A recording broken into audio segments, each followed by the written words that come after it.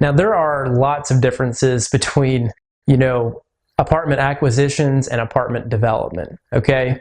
Symon and I, we considered including a development aspect to this course, but, as I got through the curriculum, it just became very apparent that it needs its own course, basically. Apartment development is its own thing. It's totally different than an apartment acquisition because, an acquisition, the building already exists, right? The land has been bought, the plans have been approved, the building has been built, it's been operating. It's a proven business model, right? It's a proven thing. And, real estate development and apartment development is anything but that. It's basically the complete opposite.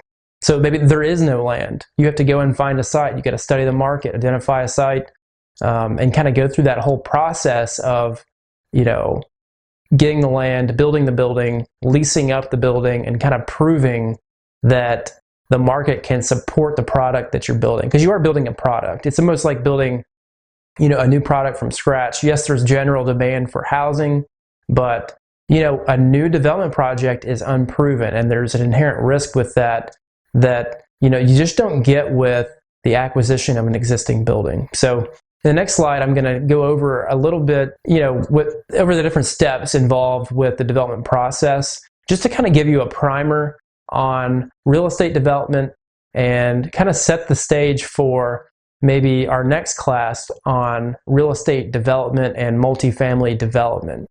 And, I have the models in Excel for multifamily development in addition to the acquisition models that you're going to receive here. And it's very robust. And I think this would be a nice lead-in to that class. So hopefully you learn a lot and look forward to speaking to you a little bit more about multifamily development. But now we're going to cover just the stages of development in general.